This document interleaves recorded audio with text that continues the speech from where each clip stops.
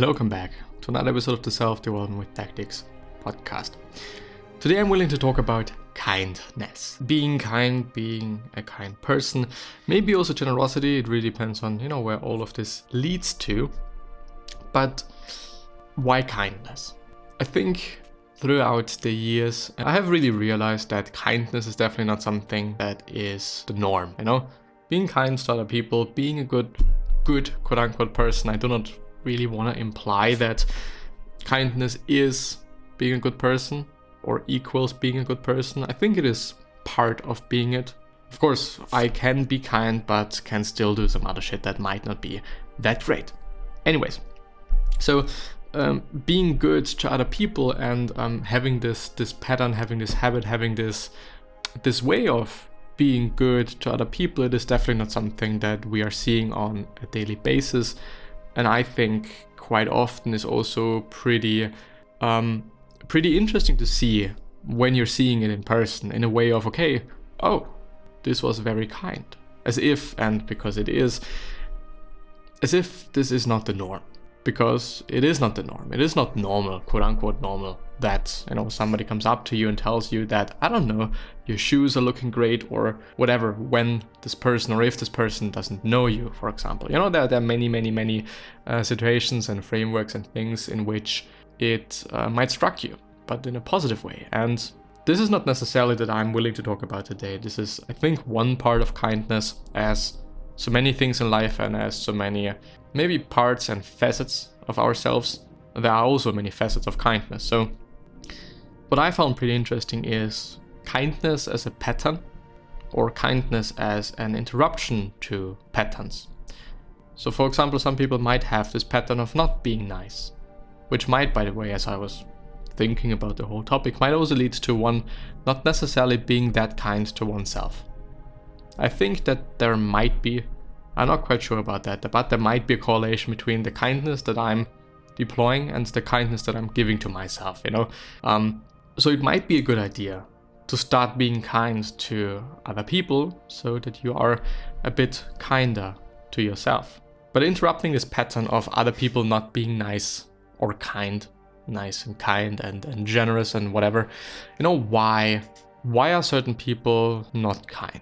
Why are certain people not even trying to be kind? Sometimes it seems like it just feels great to be an asshole, and I think that this might be a huge thing, that not being nice is quite easy.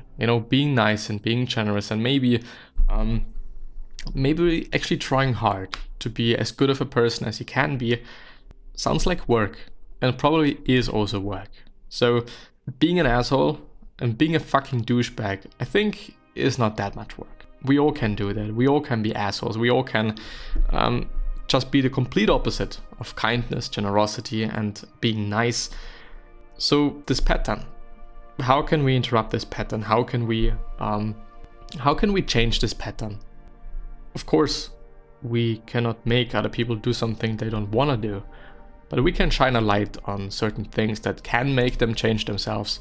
Which was quite interesting to see and also to hear that Seth Godin, famous author of many books, for example, this one, This is Marketing, quite a good book, I think mainly because of the way Seth communicates. Of course, the information is great and whatnot, but I think Seth is an extremely amazing communicator, therefore also marketer, I would argue.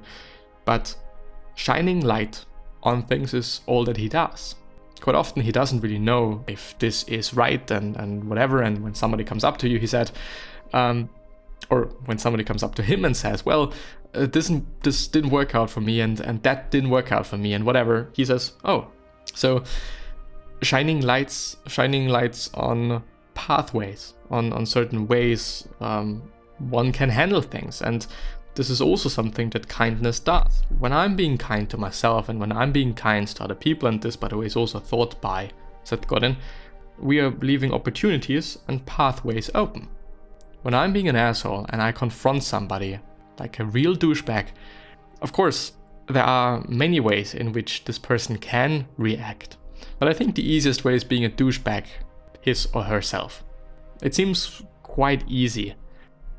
Compared to, and as I'm thinking about it, when you're encountering somebody and you're being really nice, I think it is actually more work being a douchebag back to a kind person than compared to being kind as well. When somebody tells you, okay, you look pretty great today, are you gonna shout at them? Probably not really.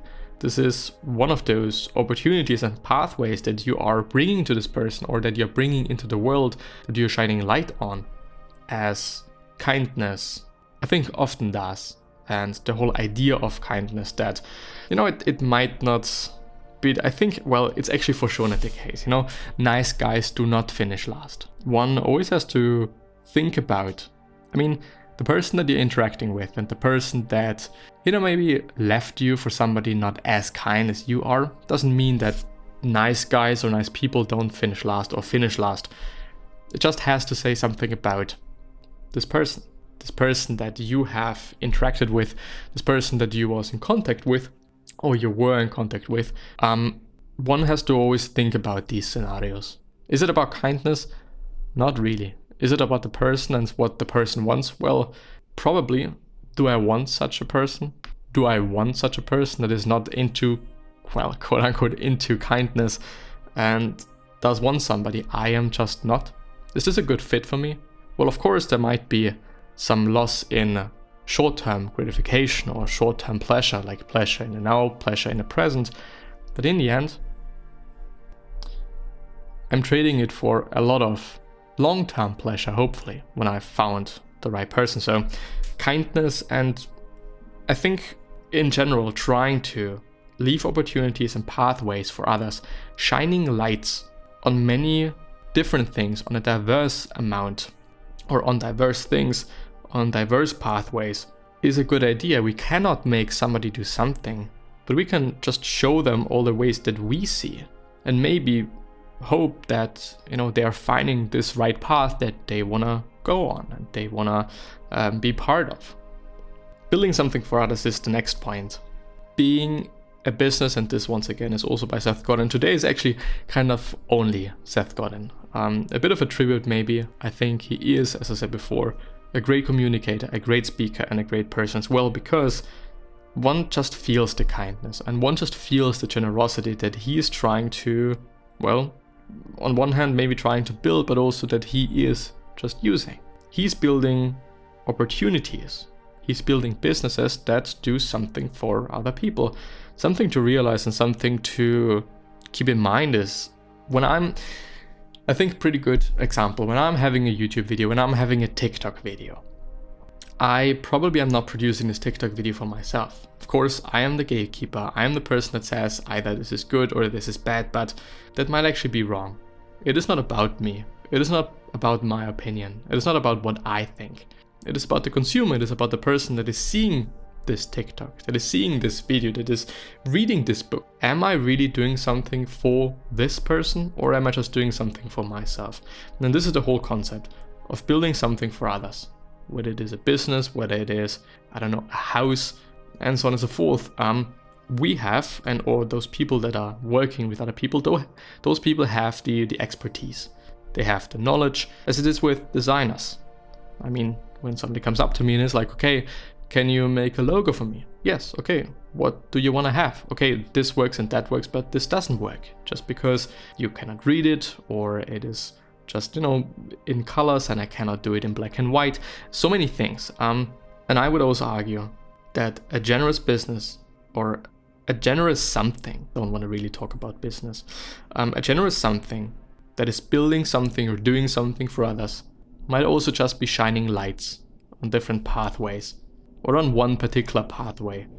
When you clearly know that for this set of people, this is a very great pathway, and you're seeing it, you know, because there are blind spots. We don't see everything, you know, we don't recognize everything. We all have our blind spot. Having this kindness to help somebody out that you know needs help, I think makes sense, and I think is a good way to live life, I would argue. Being generous, being kind, and using this talent that each of one is having. We all have different talents for sure. We all are really good at something, and maybe using that to make somebody else's life better. Doing something to make their life better, because other people are already doing it for us, probably. as I'm thinking about it, I mean, social media is for the people, isn't it? Sports, you know, those people that are playing, they love the sport. But I think all those, or many tournaments, I don't want to just, you know, generalize it, but many things, many tournaments, many events, I think they're built for the people so that people can see something, so that people can enjoy something. I mean, you can build buildings or stadiums, therefore, in various different ways, but it is built in a way that most visitors, most watchers, most viewers see everything quite nicely. Maybe the acoustics are also great just because it is built for the audience. It's not built for the people that are playing football or playing soccer or playing whatever, just a portion of it. Because this is like the, you know, let's call it target audience. Confidence. I think one needs quite a lot of confidence and to be kind. Because it is not easy to be kind. It is not easy to be generous and kind and, well, maybe selfless. This is not easy, and so one needs maybe a bit of confidence, besides maybe some other things like resources or energy, which also leads to, okay, to be able to be kind. So that I can be kind, I probably need to feel good myself. And just in a way that enables me to be kind to other people, because I don't necessarily think that I would be able to be kind to other people when I feel really shitty myself and really bad myself, which, you know, might be actually one of the reasons why so many people are not that kind. So many, quote unquote. So confidence comes for success. Before I can be kind, so the success, I need to be confident. But how could I be confident? Well, maybe by seeing the way in which you can change those people and you can change their day and can change the whole outcome of their day. You know, how they feel, whether they have enjoyed this day, whether they just go to bed at night and be like, well, I have enjoyed that day because of this person, because of this product, because of whatever he or she said. Confidence before success, and not the other way around. Because it's also often about the practice, by the way, also a book by Seth Godin and also a concept by Seth Godin, I would say. Thinking about the process and using the process.